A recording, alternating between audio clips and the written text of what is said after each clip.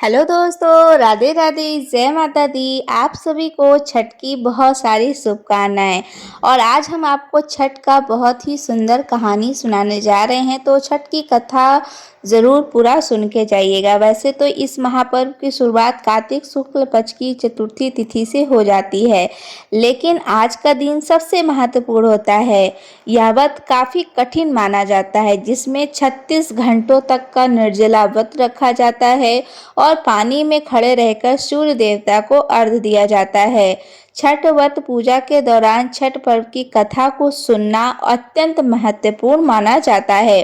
बिना इसको सुने व्रत पूर्ण नहीं माना जाता है। तो आज मैं आपको सुना रही हूँ छठ पर्व की बहुत ही सुंदर कथा। तो इस कथा को पूरी श्रद्धा भक्ति से जरूर सुनकर जाइएगा। तो पौराणिक मान्यताओं के अनुसार छठ माता लोगों को धन, सामग्री, संतान हीन को संतान और बच्चों को दीर्घ आयु प्रदान करती हैं तथा वह हमारी सभी इच्छा को पूरी करती हैं और अपने भक्तों को कभी भी निराश नहीं करती हैं। लोगों का बहुत दृढ़ विश्वास है, इसलिए हर साल वे इस अवसर को बहुत ही ईमानदारी और उत्साह के साथ में मनाते हैं। छठ माता हमारे जीवन को आनंद और खुशियों से भर देती हैं। जब लोग इस पूजा को करने के बाद दूसरों को खुश देखते हैं तो वो अगले वर्ष इस अवसर को मनाने की इच्छा और रखते हैं। पौराणिक कथा के अनुसार भगवान श्री राम और देवी सीता माता ने वनवास से लौटने पर 3 दिनों तक का उपवास रखा और छठ माता की प्रार्थना की थी। आइए अब उन कथाओं में से ये भी सुनते हैं कि जिसमें बताया गया है कि छठ माता कौन है, इनका जन्म क्यों और कैसे हुआ, यदि पर्व छठ का अर्थ सूर्य भगवान को क्यों देते हैं। यह सभी उत्तर आपको इन कथा में ही मिलेगी। तो आप सभी इस कथा को बड़ी ही ध्यान से सुनिएगा। कार्तिक मास की शुक्ल पक्ष की छठी सप्तमी और प्रकृति देवी षष्ठमी एवं प्रकृति देवता श्री सूर्य भगवान की भक्ति, विश्वास और आस्था से पूजा की जाती है। प्रजापति ब्रह्मा जी ने काल के समय नदी के तट पर कार्तिक मास की शुक्ल पक्ष की छठी तिथि को अपने मन से प्राकृतिक छठवें अंश से इस दिव्य कन्या का जन्म दिया था, जिसका नाम मनसा देवी हुआ और प्राकृतिक के छठे अंश के उत्पन्न होने के कारण इनका नाम षष्ठी देवी अर्थात छठ मैया पड़ा। छठी मैया ने विधाता से अपने जन्म का उद्देश्य पूछा तो ब्रह्मा जी ने छठ मैया को वरदान दिया कि हे देवी, आप संसार के सभी बच्चों की सुरक्षा करेंगी और जो भी माताएं आपकी पूजा करें उसके सुहाग, वंश, परिवार, धन संपत्ति, आयु, आयोग और बच्चों की सुरक्षा करें।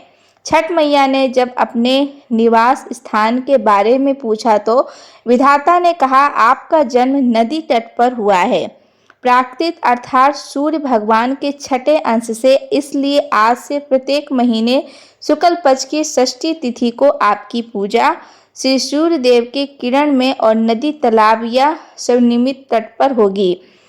श्री सूर्य भगवान में आपका निवास होगा, इसलिए आपके नाम से आपकी पूजा श्री सूर्य भगवान को समृद्ध अर्घ्य से होगी। इसलिए छठ माता की पूजा नदी, तालाब या किसी तट पर ही होती है और श्री सूर्य भगवान की किरणों में निवास करने के कारण छठ माता का अर्घ्य श्री सूर्य भगवान को दिया जाता है और वहीं से छठ मैया पूजा स्वीकार कर छठ व्यक्तियों को अखंड सौभाग्य, धन संपत्ति, आयोग और बच्चों को सुखपूर्वक दीर्घ आयु प्रदान करती हैं। क्योंकि छठ मैया का जन्म कार्तिक मास के शुक्ल पक्ष की षष्ठी तिथि को हुआ था, इसलिए कार्तिक मास के शुक्ल पक्ष की षष्ठी और सप्तमी तिथि को इनकी पूजा की जाती है। पौराणिक कथाओं के अनुसार एक बार एक बूढ़ी माई और बेटे, बहू और पोते के साथ रहा करती थी। बूढ़ी माई के घर में किसी भी सुख की कमी नहीं थी। बूढ़ी माई छठ मैया के परम भक्त थीं और हर साल कार्तिक मास के शुक्ल पक्ष की षष्ठी तिथि को छठ का व्रत बड़ी ही श्रद्धा और भक्ति भाव के साथ रखा करती हैं। किंतु बूढ़ी माई की जो भी बहू थी वह बहुत ही आधुनिक सोच वाली थी, स्त्री थी। उसका पूजा पाठ में कोई विश्वास नहीं था, ना ही उसका पूजा पाठ में मन लगता था। एक बार जब कार्तिक मास की शुक्ल पक्ष की चतुर्थी आई तो बूढ़ी माई तो बहुत प्रसन्न थी, क्योंकि उस दिन से छठ का 4 दिवसीय पावन त्योहार जो शुरू हो रहा था। बूढ़ी माई अपने घर की साफ सफाई में लग गई। उसने अपने बेटे को पूजा की सामग्री लाने के लिए बाजार में भेज दिया। अब बूढ़ी माई ने अपने बेटे की सलामती और खुशियों के लिए छठ का व्रत किया। बूढ़ी माई ने अपनी बहू से कहा कि वह भी उसके पोते के लिए छठ का व्रत रखे, लेकिन बहू ने नए विचारों वाली थी, उसे इन सब बातों पर विश्वास नहीं था।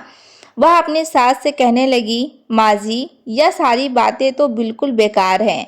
मुझे इन सब में कोई विश्वास नहीं है, ऐसा करने से क्या होगा। तब बूढ़ी माई ने अपनी बहू को छठ माई की महिमा बताते हुए एक पौराणिक कथा सुनाई।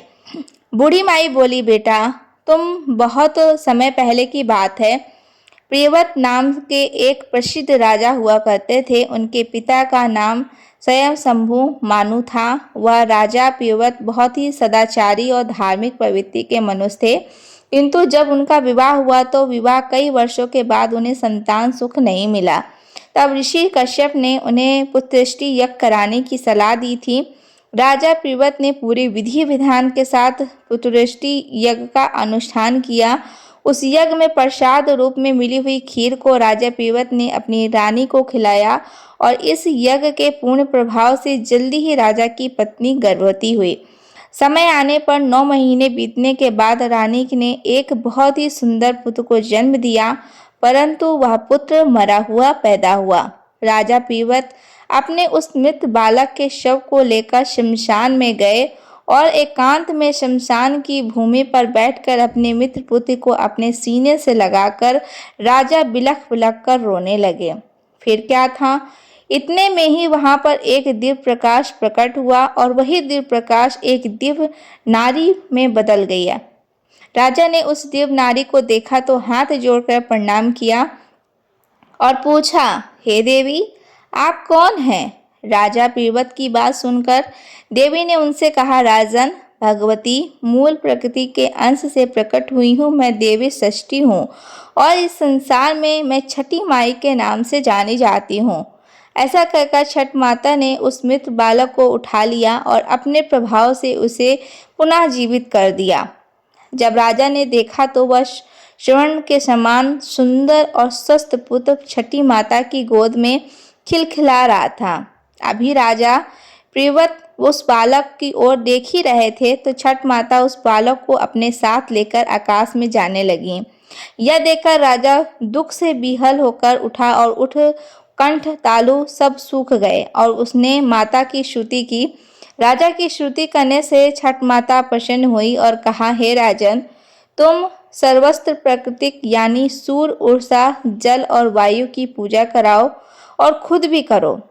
प्राकृतिक आराधना से ही और समस्त संसार वर्ष भर सुखी और स्वस्थ निरोगी रहेंगे और दीर्घायु को प्राप्त होंगे। तब राजा प्रियव्रत ने सूर्य, ऊर्जा, जल और वायु की तथा षष्ठी माता की पूजा की, व्रत किया। इस पूजा को प्रसन्न होकर छठ माता ने राजा को उनका पुत्र वापस दे दिया।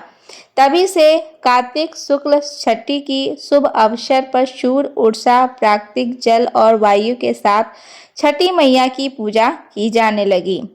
अपनी बहू को यह कथा सुनाकर बूढ़ी माई कहने लगी, बेटी, छठ माता की महिमा तो ऐसी है कि स्वयं भगवान श्री राम और सीता मैया ने भी छठ का व्रत करके भगवान सूर्यदेव को आशीर्वाद प्राप्त किया था।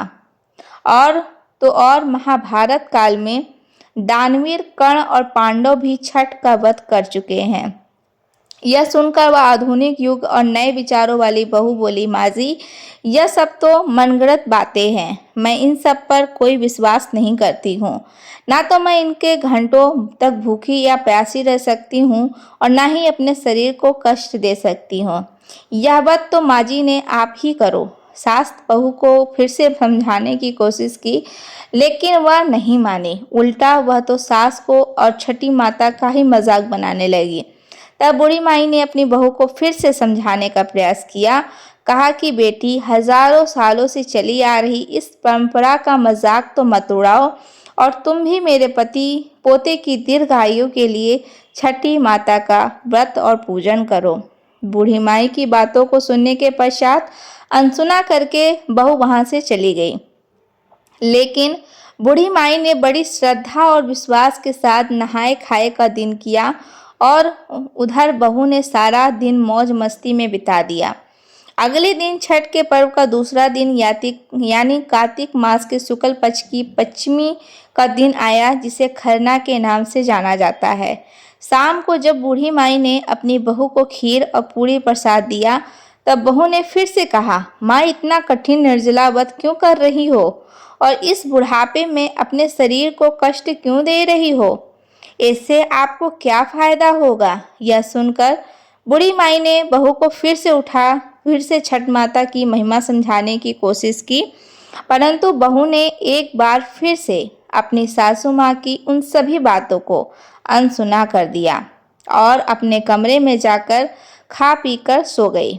वैसे तो सासू माँ ने कई सालों से अपनी बहू को छठ माता की महिमा बताने की और व्रत को रखने की कोशिश कर रही थी, लेकिन उनकी बहू हर साल इसी प्रकार उन्हें टाल दिया करती थी। किंतु ना जाने क्यों इस बार बूढ़ी माई का मन बहुत घबरा रहा था और वह मन ही मन बार बार छठी मैया से प्रार्थना कर रही थी, माँ, यह बच्ची तो नासमझ है, इसे क्षमा कीजिएगा। यह आपकी महिमा नहीं जानती, इसलिए आप इसको क्षमा कर दीजिएगा। अगले दिन कार्तिक मास की षष्ठी तिथि थी। सभी लोग छठ पूजा की तैयारी पे जुटे हुए थे, परंतु बहू अभी तक अपने कमरे में ही सो रही थी। उस दिन वह बहुत देर से उठी और उठकर बहू ने जब अपने पास सो रहे अपने बेटे को उठाना चाहा, तब बेटे ने कोई जवाब नहीं दिया। बेटा हिला डुला तक ही नहीं।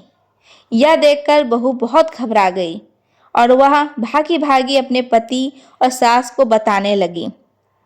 जब उन्हें यह बात पता चली तो सास और पति दौड़े दौड़े कमरे में आए। उन्होंने भी बच्चे को जगाने की कोशिश की, किंतु बच्चा हिला डुला भी नहीं और न ही उसके शरीर में कोई हरकत दिखाई दी। यह देखकर सभी बहुत घबरा गए और वह उस बच्चे को लेकर वैद्य जी के पास गए, किंतु वैद्य जी ने उस बालक को देखकर उसे मृत घोषित कर दिया। वैद्य जी भी हैरान थे कि इतना अच्छा और स्वस्थ बालक अचानक से इसका मृत्यु कैसे हो गया। बालक को मृत देखकर सभी विलाप करने लगे। बूढ़ी माई का दिल तो पहले ही घबरा रहा था। पोते की इस प्रकार की मृत्यु को जानने पर बूढ़ी माई के जुबान पर केवल शब्द थे कि छठी मैया क्षमा कर दीजिए, मेरे पोते के शरीर में सांस भर दीजिए। बूढ़ी माई ने कहा, हे छठी मैया, आप तो पुत्र देने वाली हो, उनका पालन पोषण करने वाली हो, तो तुम समय से पहले मेरे पोते के प्राण भला कैसे ले सकती हो?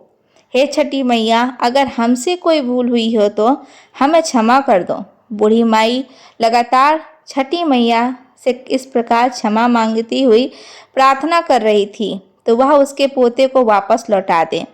तभी वहां पर एक औरत आई और कहने लगी, छठी मैया का तो आज व्रत है और इस छठी मैया तो कभी भी किसी भी बात पर, अपने बच्चों पर, अपनी संतानों पर नाराज नहीं होती। ज़रूर आपसे कोई ऐसी गलती हुई है जिससे छठी माता बहुत ज़्यादा नाराज हैं। आज तो छठ का पावन पर्व है। पूरी श्रद्धा से छठी मैया को याद करो और विधि विधान से माता का व्रत रखने का संकल्प करो। तब उस औरत ने सासू माँ की बहू से कहा, बहू, तुम्हारा पुत्र अवश्य ही जी जाएगा। शोक में डूबी हुई हो माँ के लिए यह शब्द उम्मीद की किरण लेकर आए। उस औरत ने बहू से कहा, बहू, तुम भी संकल्प लेकर इस व्रत को अवश्य ही रखना।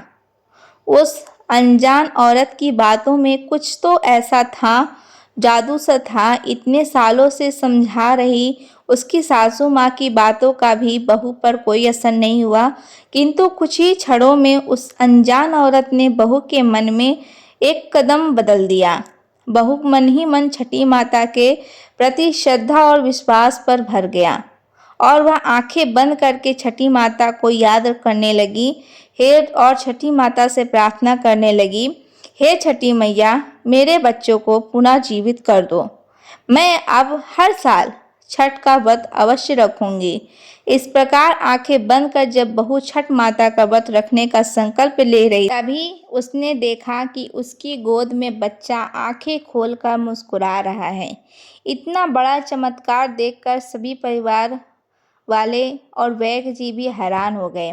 बालक को जीवित देखकर जैसे ही बहू ने आंखें खोलकर उस अनजान औरत को धन्यवाद करने के लिए अपना सिर घुमाया, तो देखा कि वह औरत वहां पर थी ही नहीं। सभी समझ गए कि वह अनजान औरत अवश्य ही छठी माता थी, जो स्वयं इस व्रत की महिमा समझाने और उसे ज्ञान देने के लिए आई थी।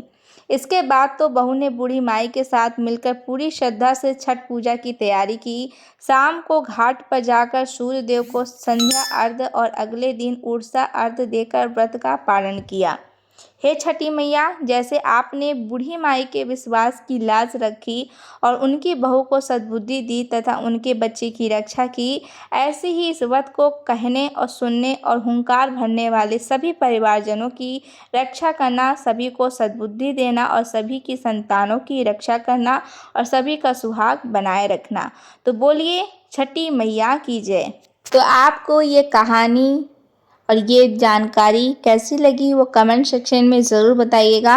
अगर चैनल पर पहली बार विजिट किए होंगे तो चैनल को सब्सक्राइब कर ज़रूर जाइएगा, वीडियो को लाइक करिएगा और कमेंट सेक्शन में जय छठी माता ज़रूर लिखिएगा। फिर से नेक्स्ट वीडियो पर मिलेंगे नेक्स्ट टॉपिक के साथ में।